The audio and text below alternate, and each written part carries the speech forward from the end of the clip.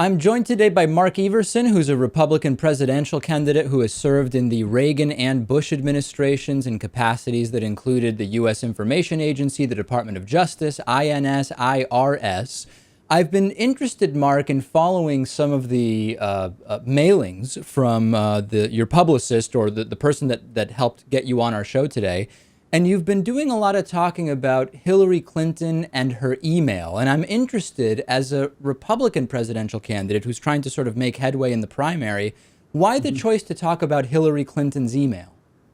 Well, I initially wrote a piece on this way back when this story broke, not more recently. I was very concerned about it because I think it's an issue of transparency.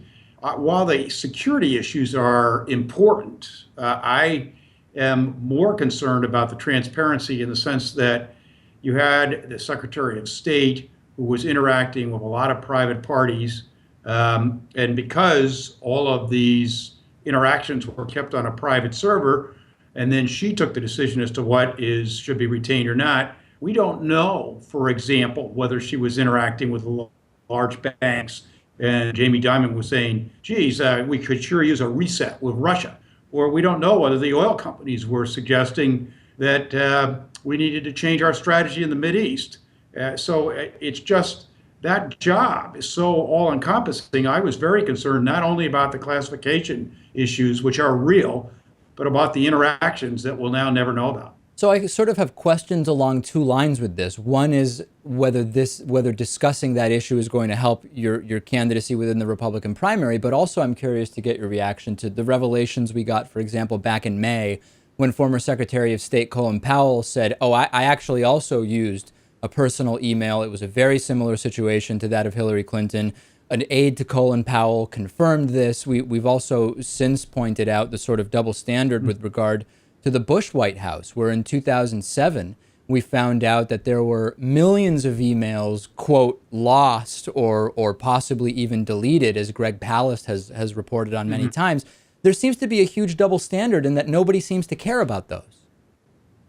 I don't think that's the case. Those were all written about at the time. So I think that the intentional use of a server off the property for all of the communications, that is unprecedented as far as I know. And again, I think that this could have all been dealt with when the issue first came up. She said, okay, server now, let's have the government people go in and they make the call. Listen, I've worked in the government, as you indicate, two different administrations, Reagan and Bush, and the second Bush, that is.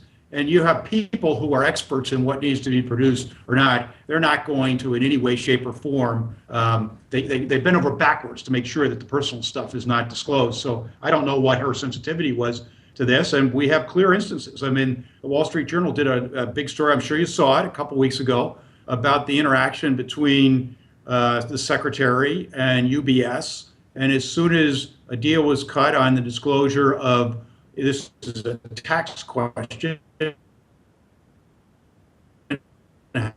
how many Americans IRS and the Department of Justice, 1.5 million in speaking fees came in, or donations to the foundation came in the year or two right after that. So these are events that I certainly think need to be looked at.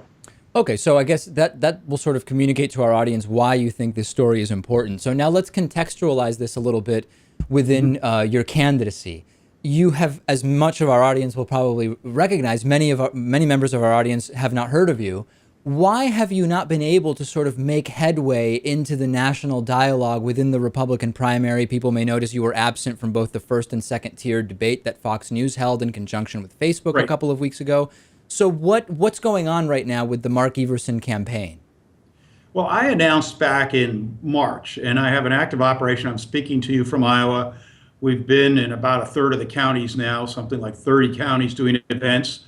I'll be again in New Hampshire soon. And so it's an active on-the-ground campaign in a very traditional way, reaching out to people. But your viewers can go to Mark, M-A-R-K, for F-O-R, America.com, and they can see the entire agenda. It hangs together. I think it's attractive to conservatives, but because of my stance on the Constitution. I speak to, I say, you can look at my record. I execute the laws as written, not as I might wish them to be. I part company with this administration, not just on policy, but also on what I think is executive branch overreach. No, And well, I so, appreciate you telling our so audience how they hold can on just a find out minute. more about you. But you're Dave, let answering a me question I finish. didn't ask, Mark. Yes, I know, and I'm getting to your question. So Oh, just okay. give me a second.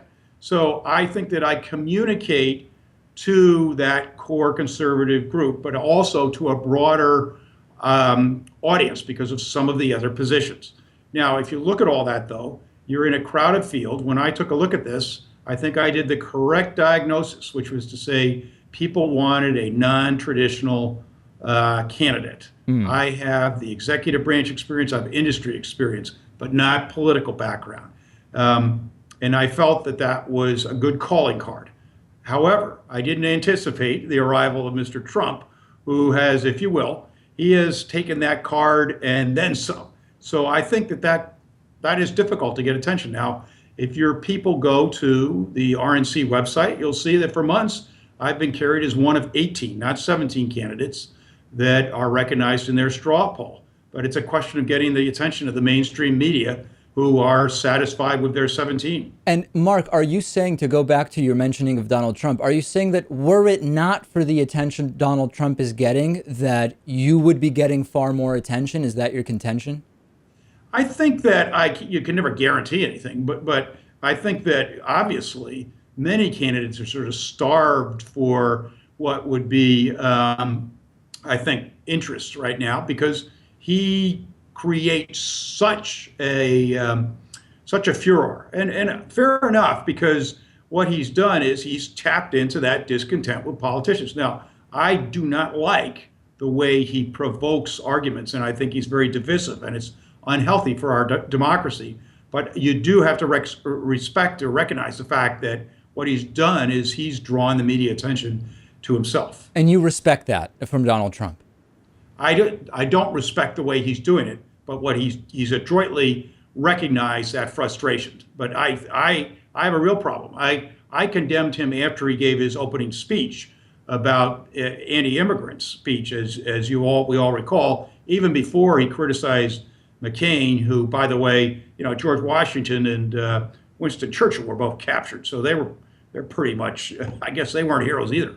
Well, let's talk a little bit of, I like that you're talking about the immigration part, because I was checking out your campaign platform, and one of the things you talk about is the reinforcing of the American tradition of assimilation through immigration reform. Talk about that. How would you restructure immigration in order to reinforce assimilation? That's interesting to me. Well, you just look at a quarter. On one side it says, "In God we trust." What does it say on the other side? It says, "E pluribus unum." That is our tradition, from many one. And right now, if we're going to get after immigration reform, I think we need to certainly control the borders. And I ran operations at the INS under President Reagan, so I know this issue well. I supervised the Border Patrol. I supervised the detention and deportation operations. So yes, we need to strengthen the borders, absolutely. And what does that mean? How would you, let's be very specific here. You can do more physical security. You can work to strengthen the Border Patrol. You also can look at visa issuance because, as you undoubtedly know, many people overstay their visas. The second piece, though, is you need to put in E-Verify. That is why the 86 Act failed. It's because an employer is off the hook if someone presents documentation that appears legitimate. What the E-Verify system would do, and what the Senate bill that passed before mandated, was that employers would check and substantiate that someone was who they say they are by going to the government database. If they do that, then what will happen is it'll choke off future illegal immigration because you won't have that magnet effect with the jobs. Once you do those two things, you're left with the question of what to do with the 10 or 12 million people who are here. Right. And they came illegally or they overstayed their visa. If they're a criminal alien, and by that I don't mean a violation of their immigration status, I mean they've engaged in other serious criminal activity, get them out of here, I say. And that's already the law, right? I mean, if even in states where you can't stop someone merely to inquire about their legal status immigration-wise, if a crime has been committed, at that point it opens the door and you can inquire into their legal status. Yeah, and part of this is not only about problems with sanctuary cities, it's also a problem with ICE not doing its job properly. So you you can get DHS to be more efficient here. But the point is, as a policy matter, yes, absolutely, those criminal aliens should be returned to wherever they came from. But you're left with the population of people who are intertwined with our communities, they're producing economically. I want those people to have a path to citizenship. And I say that for two reasons. One, I can tell you, having run the system, you're not going to have these mass deportations. That would be disruptive, it would rip our society apart, and it would change our legal system in ways that would be very negative. So that's one point, and you're not going to disrupt the economy that way. But the second point is, again, it's what you started out with. I want us all in together. I want everybody thinking about America first. And I've lived overseas in Turkey, in France, and in Zambia. And I can tell you that in a place like France, there is no culture of assimilation. And they are struggling mightily to confront radical Islam. So I think that if we're gonna prevail in this great global contest, we need to be all in it together. So yes, I want those people all on the same team as everybody else. Yeah, but the problem I have, Mark, is that you're using sort of amorphous language in the sense that you could say, yeah, we should all be on the same team, sure, but you're also sort of not being specific in the sense that pushing assimilation can be a pretty ugly and authoritarian thing. And while we don't have the time to get into every bit of minutia here, just saying we all need to be on the same team could open the door to some pretty ugly sort of forced assimilation tactics that I don't think a lot of people in either party would like to see. I think you're resisting American tradition of people learning English one generation to the next.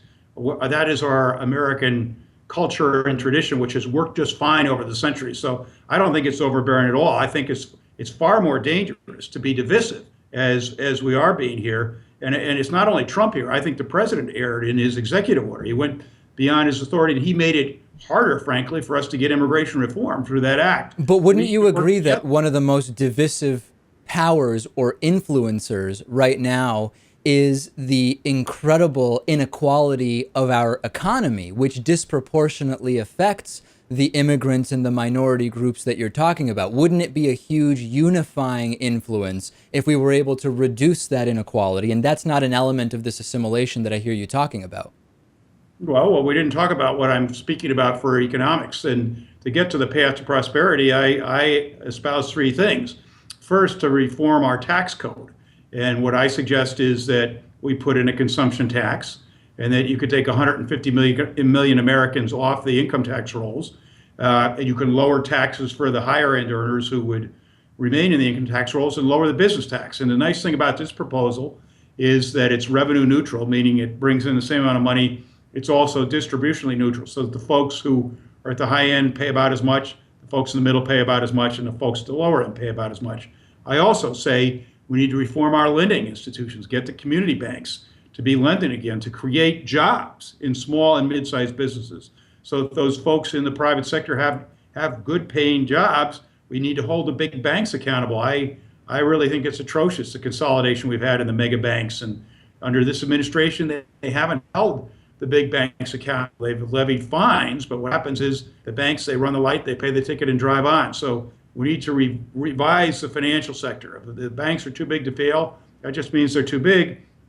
And then we need to get the spending under control, because if we don't do what O'Neill and Reagan did back in the 80s and make meaningful entitlement reforms, the entitlement programs will swallow us whole in the out years. I'll be 61. Yeah, well, I mean, there's a ton of stuff you mentioned there. We Yes. certainly are completely out of time. The first thing you talked about, reforming the tax code in the way that you mentioned, is completely regressive, and any serious economist You're understands incorrect. that it Dave, absolutely did you does not look at work. my You're proposal? talking about reducing taxes on the wealthy and then instituting a flat consumption tax, which is effectively regressive. Have you looked at, excuse me, have you looked at my proposal? It has been vetted by nonpartisan institutions. It is authored by Michael Gratz. The benefit of it is that it is not regressive at all. Please study it up before you levy a charge like that, because you're dead wrong. That's the beauty of it. It's distributionally neutral. I just said it. Take a look at it. Go to the Michael Gratz's articles on it. That's the reason I espouse. But Mark, do you understand how something can be nominally distributionally neutral, yet still effectively regressive? Just conceptually, just so we can see if we even agree What's on your that. background to know about this? Do you know anything about tax? My background is undergraduate and graduate degrees in economics. Very good. We'll take a look at the Gratz proposal, and I'm sure you'll agree then, because of the credits he provides through the offset to the payroll taxes, that the people at the lower end will be whole. That's the whole benefit. It's not regressive. All right, I'm going merely on what you said. I have not reviewed the proposal. I will do so, but and then we will have you back and discuss that. Mark Everson, Republican presidential candidate. Will he be in the next debate? Only time will tell. Mark, thank you so much for being on. Thanks for having me.